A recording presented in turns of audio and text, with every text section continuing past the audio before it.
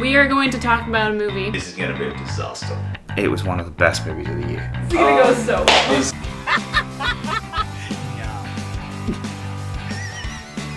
Probably one of the last movies I would ever want to see in a theater.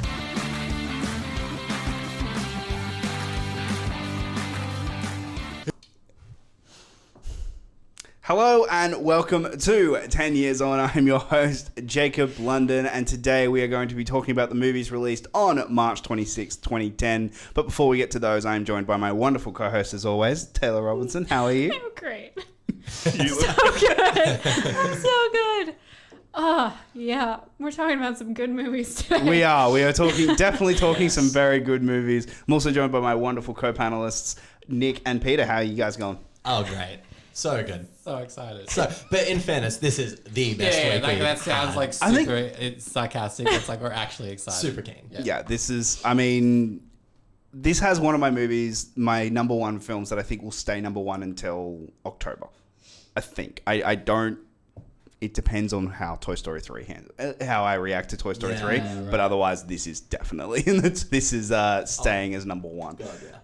But before we get to that movie, let's start with the other comedy that opened. That's not the one that'll stay number one. No, that's not the one that will stay number one. The little comedy known as Hot Tub Time Machine.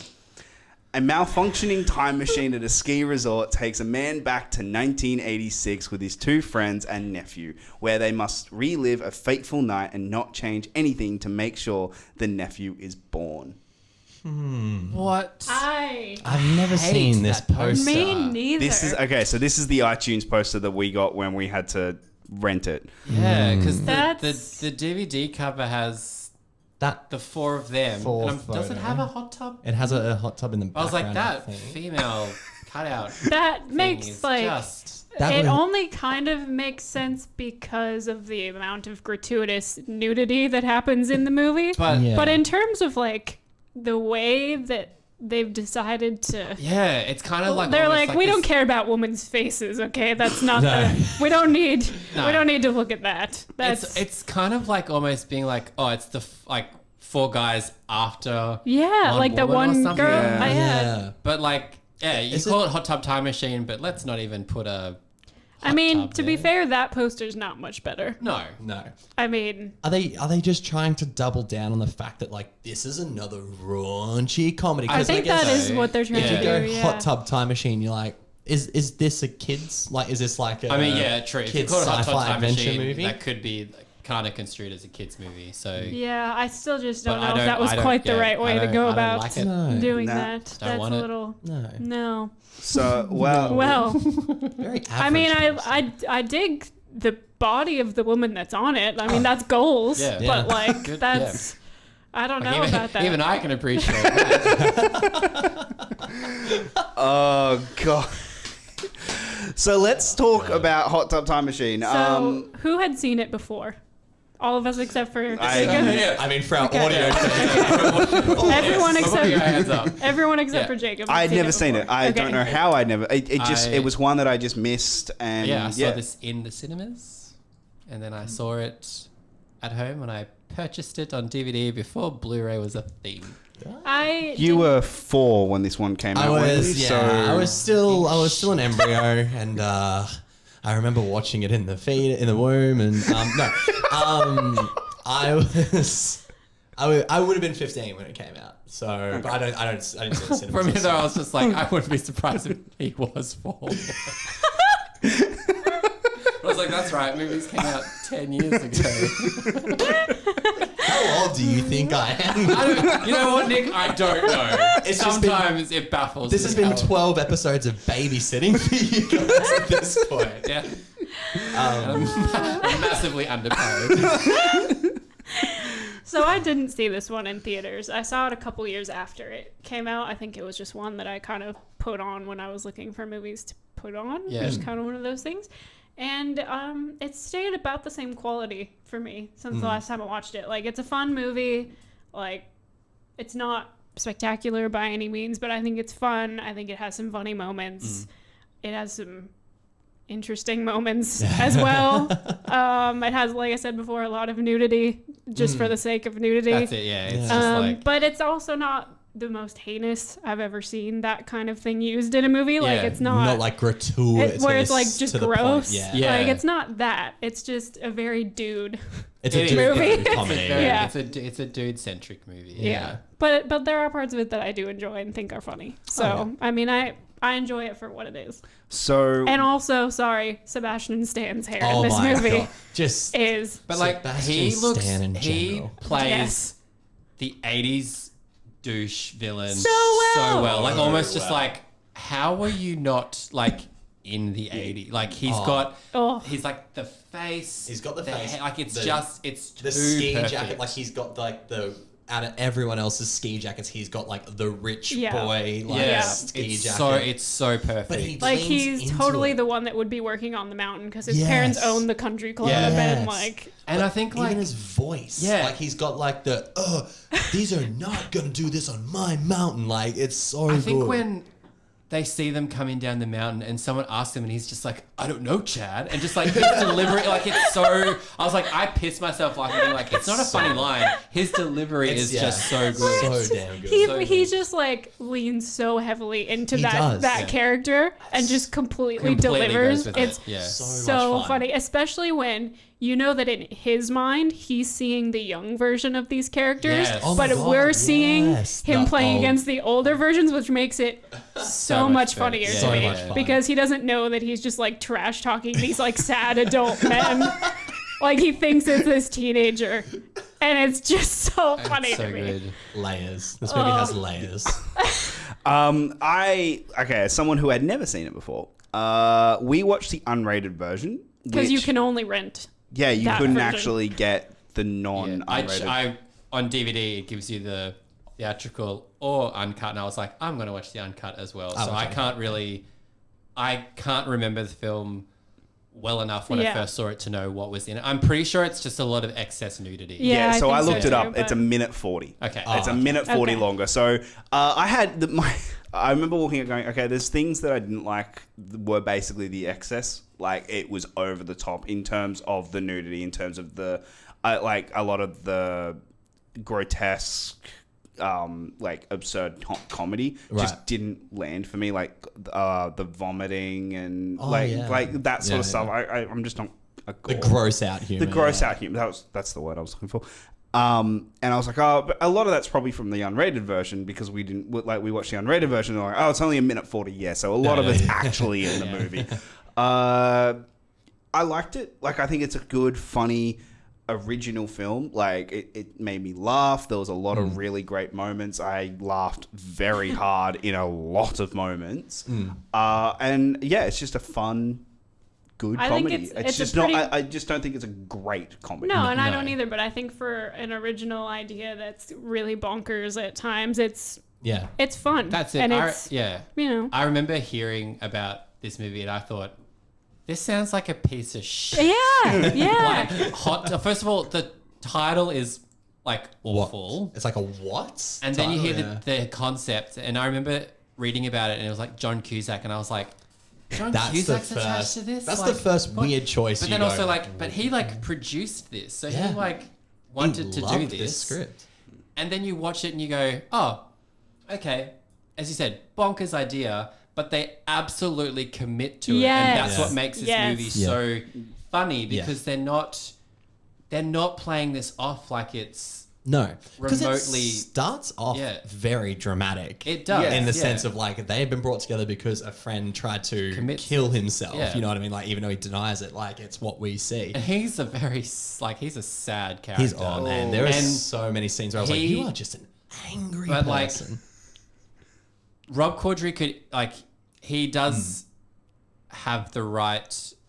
It's like the tonality he has. Like he borders on being like insufferable. Yeah, but he never crosses it. Like I was never like, I don't hate you. Like you're just a very sad person. There was a lot of times where I was like, he's too much. Yeah. There's a lot of times where he does really go, you're getting too much. But you're right. It always manages to bring it back to, okay, I actually like the four of you as friends. Yeah. Like, I like your dynamic, and that's what makes it work. Yeah. And like also so like we got Sebastian Stan in a very small role. Crispin Glover in this like, even though like every time he's on screen, you're like, this is going to be the scene where he loses his arm. It's a great running joke. It is actually like you never get tired of it, which is like, hilarious. Oh, this joke will probably, when he loses, like he's not going to lose his arm in this particular scene, but you're still like, but I still want to know like how it plays out, because like the beginning of the movie, he doesn't have his arm. And then when they go back to the 80s and he does. Yeah. And he's always involved in these like ridiculous situations. Like, I'm going to juggle a chainsaw. Juggling the chainsaw. Oh, because he was and then carving like the elevator. Ice. The elevator one is the one where I was like, okay, we've got the bit. Oh no, it's still going.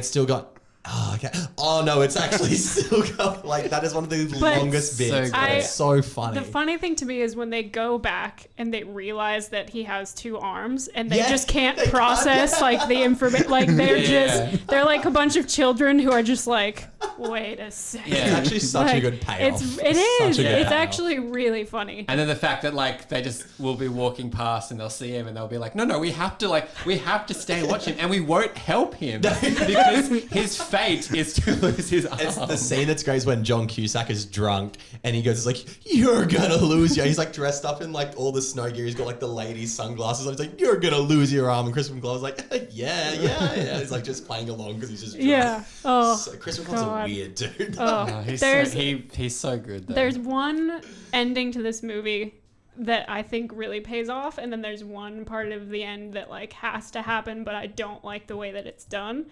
So the part at the end where we get to see the sex go down that needs to happen for Clark for him to happen as a person was a bit much for me. That's the point where the movie got too much for me. Just like that was just a bit where I was just like, I understand that this has to happen, but I'm not quite sure. Yeah. And because it's Rob Corddry as well. Yeah, so it's just like... The scene itself is disgusting. I will admit to laughing a lot about him commenting on it as he's... how he so much scene. When he's touching, he's like listening in the other room. It's But I don't know. The one part of it that was funny to me was that the brother is outside. Cusack is outside listening, going... That's my sister in there. And I just have to stand here and listen to this. Yeah.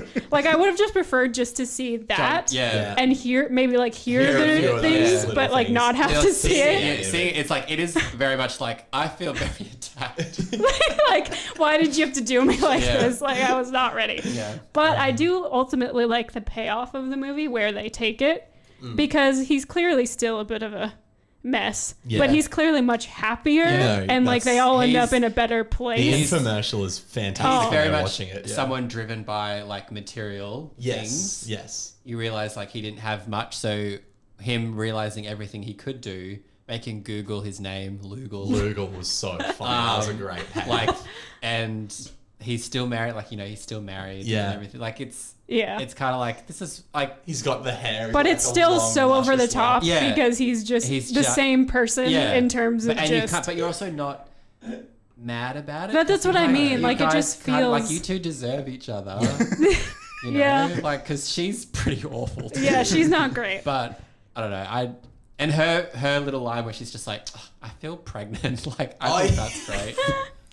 It's got a lot of I like the payoff of it because it doesn't just feel like there's so many ways they could have gone with him staying back in the past. Yeah. And I feel like they went with an option where you're like, that's funny, but it's believable, but it's like, it's not just something where you're like, what the fuck? Because he's absolutely someone who would do that. Pilfer everything he possibly could to benefit himself. Yeah. These characters definitely feel like people. Yeah. Too. Oh, yeah. Like they're not just caricatures of like. Yeah. Like so sort of like everybody in the 80s sequence, they feel like characters. Like Sebastian Stan is like archetypal Yeah. douche. Yeah. He's the But villain. like He's the everybody, bad because guy, everybody villain else is douche. sort of grounded. Yes. It makes the situations like that much Which I funnier. thought was a really smart choice. They took the 80s and turned it the hell up as Oh, far as As they they possibly could, could, and then the rest of it feels so grounded that it's this really interesting dynamic. And I like, between them all, and I like the Lizzie Kaplan payoff because she's Yeah. she's like just so unbelievably charismatic in everything she does, and like I liked that what could have been kind of just like a throwaway, like a throwaway bit role sort of thing. like becomes like obviously in a bit more of it.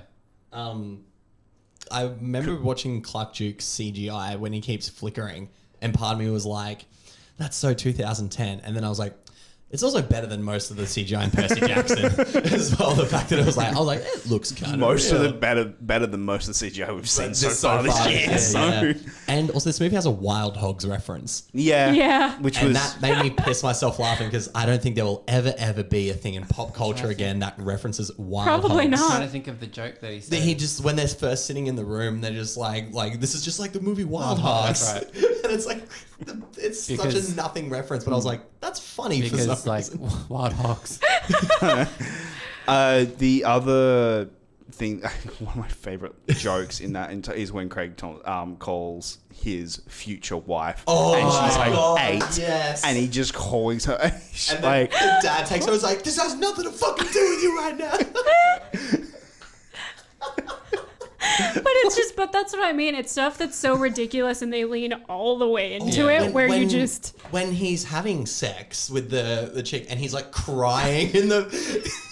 Because that scene, that's definitely one of like the gratuitous nudity scenes. Yeah. But it's only funny because he's just sitting there and just crying his eyes Because out while this he's fairly like- attractive he's- naked woman is But having he's like sex with him. genuinely in love with his wife, Yeah. and like can't imagine. And he keeps saying his Yeah. wife's name. She's like, no, that's not my name. Yeah. He's like, oh, no, I'm so sorry. And like I did, and when Rob Corddry has to fillet Craig Robinson. God, yeah. But Rob Corddry's commentary being like, "Oh, good for you, buddy." I'm like, "Yeah, that seems about right." Like praising his penis before he sucks it. I was like, And "Yeah, he puts all right." the soap on his face and That's- he's like tasting the that's- soap. But yeah, it's like tasting like, someone was like, "That's just as gross." I was yeah, like, like that's the grossest part of bit. that. It's things like that where they go a bit too far. I'm like, See, I like that the okay. fact that it ended up being soap. The fact that it's soap is like, yeah. But I funny, like how the yeah. guy that's there is just like, oh, like wants to run away because he's like licking soap and everything. I was like, yeah. this movie. So that's Hot Top Time Machine. Like, go watch it, you guys. Yes, It's actually go it's watch it. actually, for a film that shouldn't be good, It's pretty it's good. really It's actually quite a lot funny. of fun, Yeah. and it also mixed up my my playlist. Our music driving playlist for a while has gotten a little bit of throwbacks ever since that movie. Some 80s bangers. But Yeah. also, don't watch the sequel. Oh, no. The sequel We'll get the there. sequel's so bad. ruins. Does it? It Oh, the ruins sequel's everything. so bad. It is so bad. It definitely looks like the whole movie was shot on one set that they built for this. like it's so bad. Is it all the like- same people? No, John Cusack didn't doesn't come return. Adam Scott plays his son. Oh. But It's like bad. But Well, it's- at least John Cusack was like, nah. But the funny thing is, John Cusack was like, "Oh, they didn't ask me to be back in the sequel," It's like- but then he filmed The one scene one, for like like, the cameo. extended cut of it. So you're like, so they did ask you back, It's- but like it really hurt to watch the sequel Oh. because the first one is such this nice little gem. Yeah. And I sort of thought, okay, sequel's not necessary, but if they kind of just maybe go along with the Yeah. same thing, but it's bad. It's awful. it's horrific. Also, Chevy It's, Chase is in this movie, by the way. Just- Yes. And he's not a Random. racist. Like I know that. I don't know. I still have this just because of Clark Griswold. Yeah, and I Three know. Amigos. Yeah. I Well, still just yeah. have this. I like, love Community as well. So, and he's great. But no, in he's Yeah. I mean, we're living in the era of actually acknowledging that actors and actresses can be piece of shit people, but, and yeah, we it's can. not going to take away the fact that Vacation and Three Amigos Vacation? are fucking Oh. great. Oh, we watched Oh. Christmas Vacation this last year. Oh, so good. Oh, All right, let's move on to one of the best films from this entire decade, not Hell just yeah. 2010. How to Train Your Dragon. A hapless young Viking who aspires to hunt dragons becomes the unlikely friend of a young dragon himself and learns there may be more to the creatures than he assumed. Okay, first off, this poster is iconic. Yes. Like, I hate that I had the 3D in there, but but you can't get it without it. So that's all right. I love this poster because it's the best scene in the movie, and it is also it's just a beautifully done, perfect. It's so poster. simple. It is, yeah. But it's not lacking anything. No, it's the whole like emotional crux of the movie in one shot, and it's Yeah, I love this movie so much. If everyone listening and watching just turned this off now and went to watch How to Train Your Dragon, we wouldn't be mission accomplished. If you haven't seen How to Train Your Dragon, it is genuinely one of the best animated films of all time. Also, one of the best animated trilogies of all time. Like these sequels hold up as Has well. one of the best voiced casts of all time, so easily. Many famous people in this But movie. not even that. They're good. so They're good. Like it's not just a bunch of names for the sake of a bunch of names. Yeah. All right, let's talk about this movie. This is one of my favorite films of all time. I love this film so much. I will never forget the first time going to see this movie. Sitting in the theater, we had no idea what we were about to watch. I hadn't seen the trailer, hadn't seen anything. My mate was just like, let's go see How to Train Your Dragon. And I was like, okay, sure, because it's a Friday night and I'm bored. I watch movies. Yeah, like it was that. It was, it's a Friday night, I'm bored, let's go see a movie. We went and saw this movie, and the scene where he and Toothless basically their bonding scene, I was crying and laughing so hard at the same time at just how adorably cute this dragon was. Because the smartest thing they did was make him a cat with dog-like personality. Yeah. Like cat features, but have the personality of a dog. Yeah. And you just made a dragon that every single person in the world wants. I have a toothless pillow on our couch. Okay, like. It is stunningly beautiful. It is absolutely gorgeous from start to finish. But the score is so underappreciated. It is so undervalued. It is hands down one of the best pieces of music you will hear in a movie. I love this movie so freaking much, but I'm going to let other people talk. Otherwise, I'm just going to take over for an hour. You're probably just going to say everything we're going to say anyway, to be fair, because I want to touch on the cinematography of this film. And not many people talk about cinematography when it comes to animated films, but they are designed and shot to look a certain way. And I never saw this at the cinema because I was like, I was at that teenage age. I was like, I don't watch kids movies. I'm cool. I mean, you were 4 years old. I was like, I don't watch kids movies anymore. But I have a friend who loved it so much. I have one friend. I have one singular friend. And he loved it so much. And when it came out in Blu-ray, he was like, you need to watch this movie. And we just chucked it on one night. And I was like, oh my God, this is genuinely one of the best. In Blu-ray, that would look even more stunning. Incredible. So I tell a bit of a funny story when it comes to the home release of this movie. This movie came out in March here because we got day and date. We'll talk about that later. We got it day and date. It didn't come out on home video until October. And I kept talking about this movie for ages. I was talking it up for so long. Like, you have to see it. You have to see it. You have to see it. That when it finally came out, I was waiting so long so I could finally show my parents and sister this movie and how great it was. And they love How to Train Your Dragon now, but it took forever to. That's a labor of love. Yeah.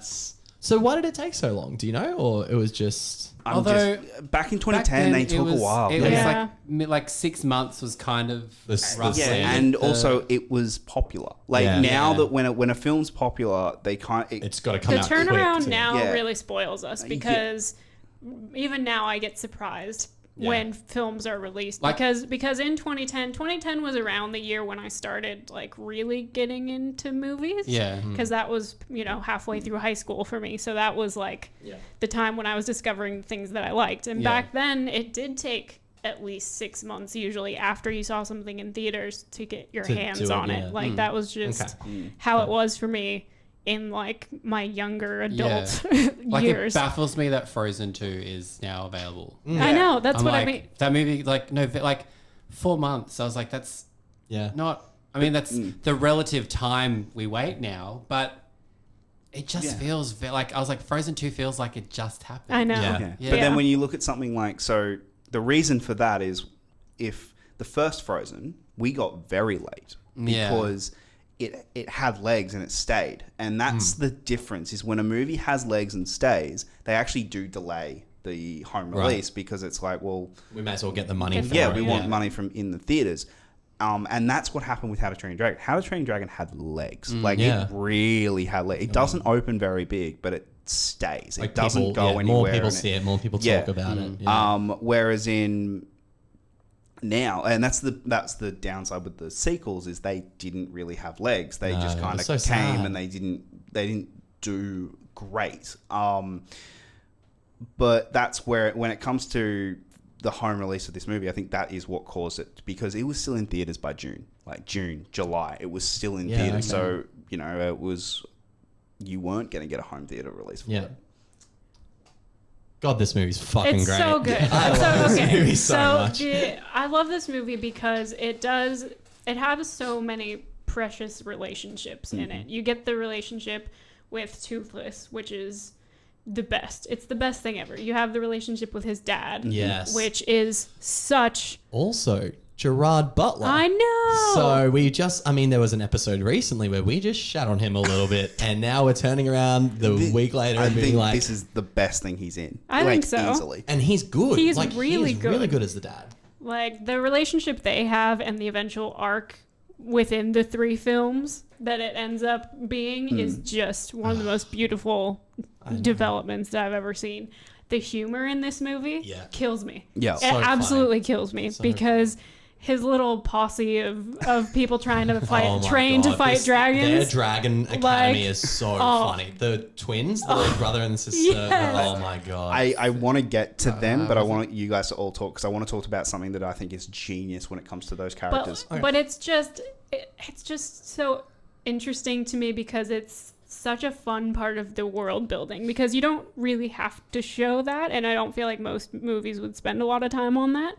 But it's just so it's just a little thing that shows kind of how it's great because they still roll on that and play off it in the sequels. So they establish these characters that you love so much in the first movie so well that we can actually focus on expanding stories in 2 and 3 instead of just rehashing, what we could see in some kids' films is just the same story over and over. But these are 3 incredibly diverse and different movies each time that only work because of how good the foundation of the characters that they set in the first movie, which I loved. It's just...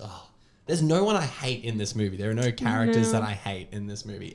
Craig Ferguson is like the... I know. Like the blacksmith or whatever. So he just... Rock Tooth. The Rock Tooth, the hook hand. And he doesn't... It's so great because he's obviously like...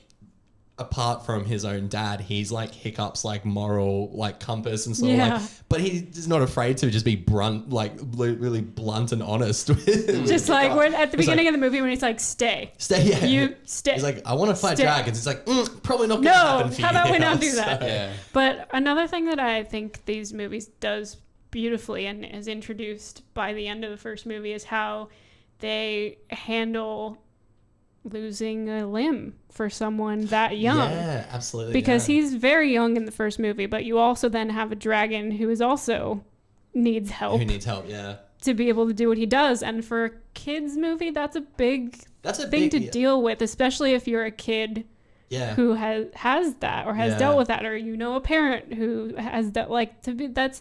And I don't feel like a lot of people talk about it, which is fine. It should be normalized, but I do think it was like... I guess especially for that thing, you've never really seen that in a kid's movie before. And that's sort of not what they finished the movie on, but it's so far towards the end that you go, oh, like there was a literal sort of sacrifice that was made, but the parallel with Toothless is so nice. It's so, and the fact that he gets to work and create the apparatuses and stuff. This movie's so joyous. I know. I like happiness, and this movie is happiness. So.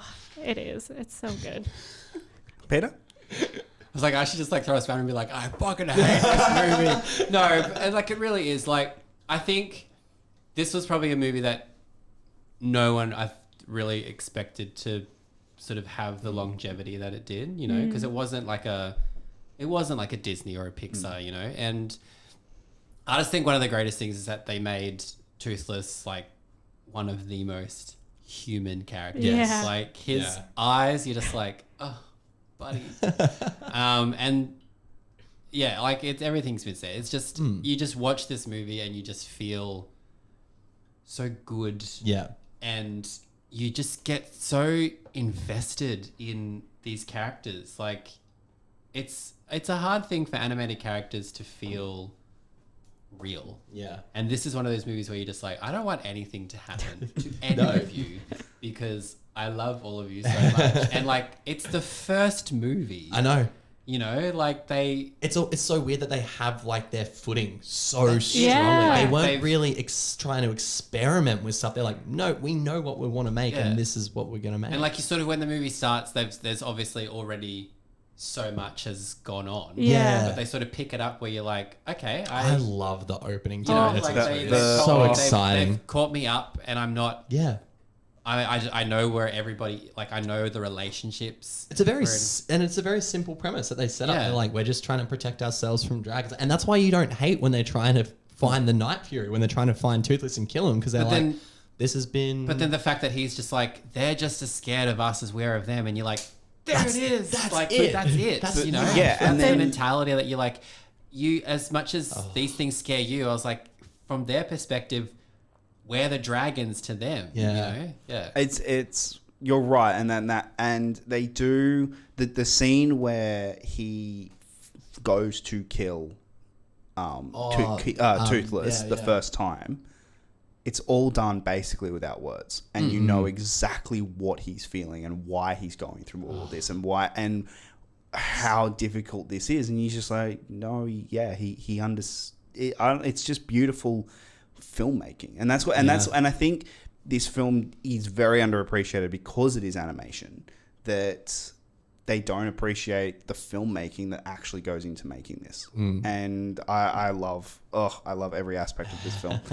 There's a line at the beginning when we first get a scene of him talking with his dad, and it pretty much brilliantly just explains the movie in one line, and then we get the payoff at the end where it's, you know, you need to be less this, and he's like, you just pointed to all of me, like you just gestured to all of me, and then at the end it's like, we needed more of this. And he's like, you just gestured to all of me. And like, again, to me, that's the perfect just blanket of what the movie does, where it's like discovering that whole element of, okay, so my dad says all of me is a problem. Yeah. How are we going to address this? And that is seen when he goes to try and hunt this dragon that he does not want to kill at all. But he knows that's the world he's in. That's what his dad expects of him. And that's what he needs to do. And then by the end, when he gets that realization of, this is enough. Like, this is what I am, and my dad wants more of this. And for, like, little boys, that's, like, we sort of forget that, like, princesses and that sort of stuff is all, like, what people sort of associate with animated movies. We remember like, boys are allowed to have emotions. Oh yeah, that's and it's completely okay to address those emotions. And I think that's one thing that this movie does very well. And also, like, probably like ahead of its time in that too. Like we're seeing animated movies more so now that sort of touch on boys, and like, it's okay to cry, it's okay to feel this. But this was sort of one of the first ones that I really think was like showing him, like, I want my dad to be proud of me, but I want him to be proud of me and not what he wants me to be. And like, I think it's the line when Astrid is asking about why he couldn't kill him, and he says, I couldn't kill him, and then he says, I don't want to kill him, and she's like, you said you couldn't before, now you're saying you don't. And that's sort of really telling, because he's just like, this isn't something that I want to do. Fuck, the script writing is really so good. Like, this thing, you're right, the script is incredible for this film. I do want to get a little game with you guys and go to characterizations. So we know that there are 3 supporting actors playing 3 different roles in this. Jonah Hill, Christopher Mintz-Plasse, and TJ Miller. Yeah. Who, based on those 3 names, would you get to cast to play him? Oh, I'd make that the TJ Miller character. Okay. That's who I would make it. Jonah Hill and Christopher Mintz-Plasse. Yeah. By visual, that's By what you would visual. do. By visual. Yeah. None of them are right. That's TJ Miller. Yeah.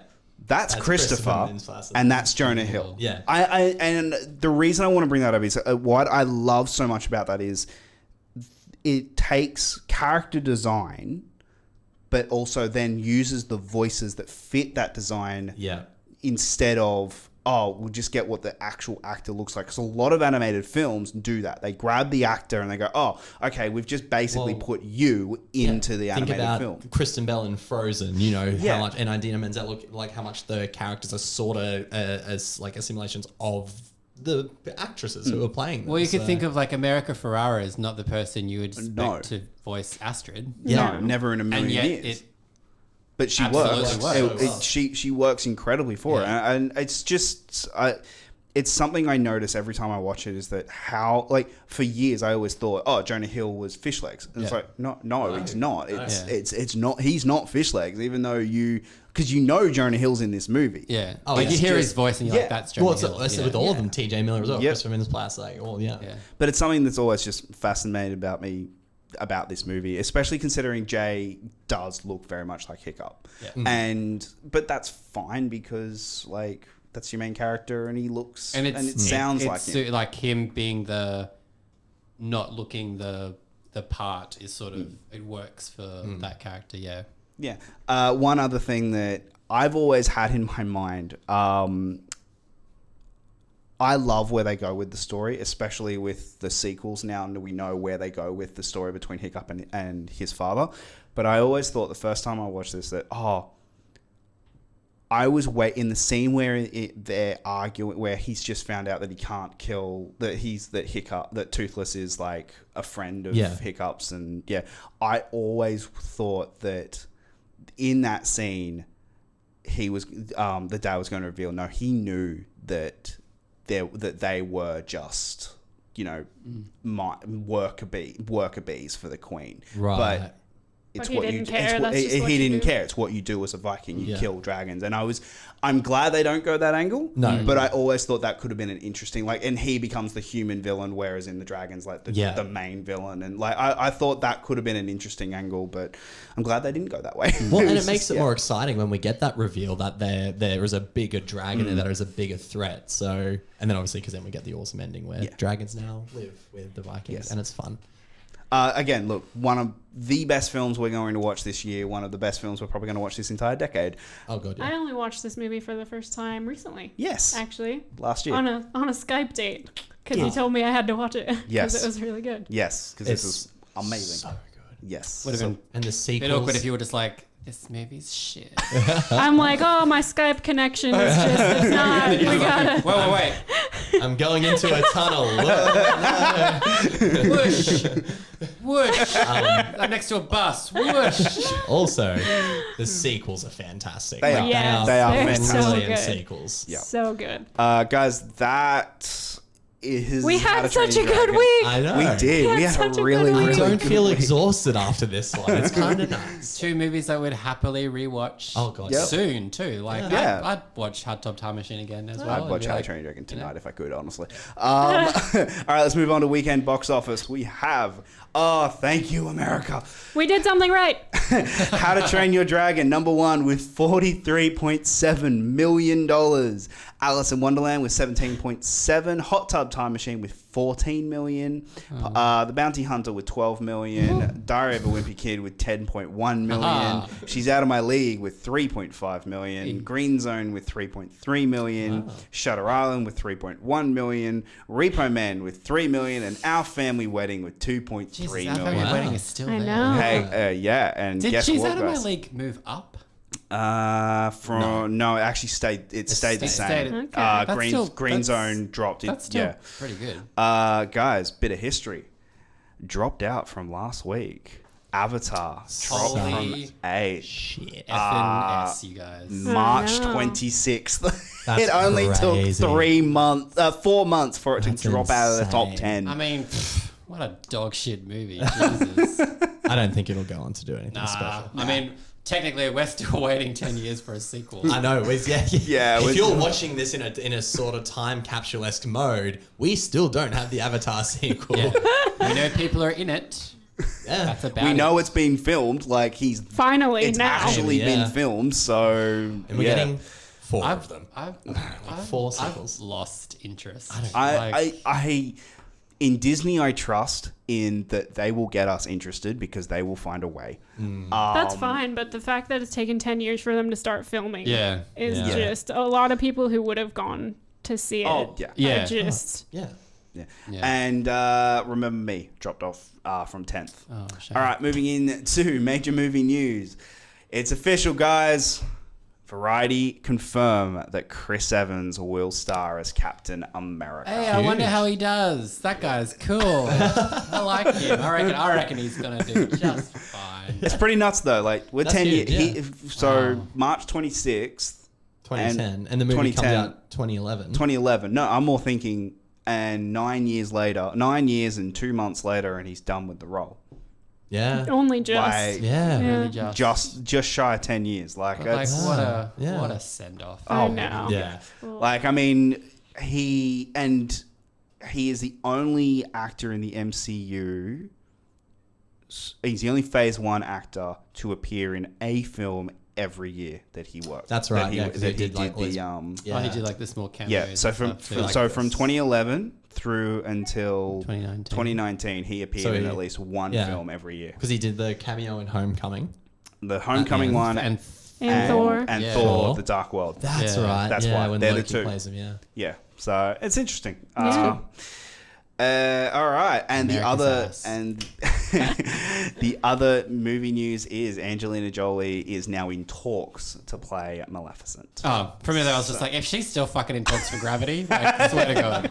No, she's now in Maleficent? talks for Maleficent. Good. Now this is that turns out just fine. But this is the Maleficent with Tim Burton in 2011. So this was the one that was meant to come Right. out in 2011. She actually signs on and doesn't end up playing this for 4 years. Yeah, I was gonna say, it doesn't Which is That's pretty fine. impressive that she was still attached after that. Yeah. Yeah. 'cause, So like like- she must have wanted to do Yeah. it. Well, I think She having kids. I think she said one of the reasons was because she wanted to because she's move like, I for want to do a kids. movie that my kids. But can she see. directed a movie before she did Maleficent, did she not? Not No, the one Unbroken was after. after. That was her first. Yeah, Okay. Yeah. So Unbroken was straight after. and then Okay. And then she did By the First They Sea. Killed My Father. Oh, By the Sea. I can't wait till we She have did. to watch I'm, that one. I'm pretty Fuck. sure though. Like you're Okay. actually right. I think she did do one before Unbroken. Unbroken. I think she there- did. there's Actually, a I think it small was some one. really tiny little one. Yeah. For some There is reason, a I want to say the word really- honey was in the title. I think. All right, I'm gonna actually Dunno. look this up. But either way. because- Maleficent turned out all right, I reckon. Yeah. I still like the second one better than the first one, but We haven't seen the second one yet, Oh, actually. the second one, Nothing give about me it, Michelle Pfeiffer versus Angelina Jolie. Yeah. Yes. Yes, Yeah. and That should have been a whole movie by itself. I know, right? You are right. In the land of blood and honey. Yeah. Well Nailed done. it. Well done. That come out next year. So me. Oh, yep. So it was Gold before star. well done. All right. Moving on to Australian release dates. We had The Spy Next Door opened up here. Jesus. Oh my god. Yeah. We only just got The Spy Next Door. worth the wait, though. Oh, yeah. Do you mean the Billy Ray Cyrus vehicle known as The Spy Next Door? It was like the third movie we watched I or know. something. I Wasn't know. it? Yeah. Like, It was. It was Yeah. definitely way back. It It was was one of the either early ones first where we week or thought, second week. I "What have can't we remember. done?" Yeah. We and then How to Train Your Dragon also Oh. opens the same day, so we got a day and date, which was I mean, good.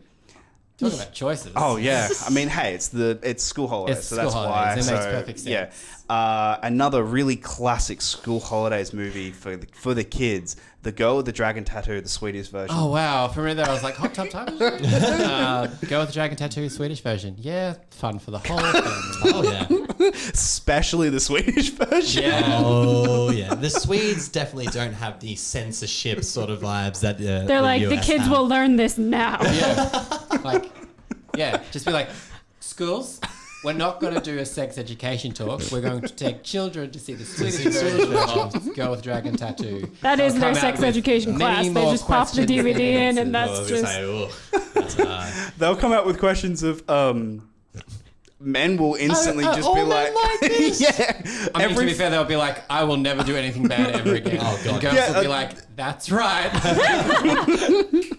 That's fair. I mean, you traumatize those children into never having sex ever. That's a good movie, not the worst thing in the world, right? I mean, great film. Absolutely fantastic film. Fantastic. Wonderful film, and her career really took off after this as well. Like, I mean, the sequels aren't very good, but the first one is fantastic. Yeah. Guys, that's this week's episode. Hey. We did it. We got through it. I'm fairly impressed with us. Really great week, honestly. Great week for movies. What can the viewers expect next week if they're following along? If you guys are following along next week... Just back into it. So you know how we had a really great week? We had a really, really fun, happy week. We could all just be like, I'm so happy we had 2 good movies. Next week we got 3. Mm-hmm. The Last Song, Clash of the Titans, and Why Did I Get Married To? Look. Clash of the Titans.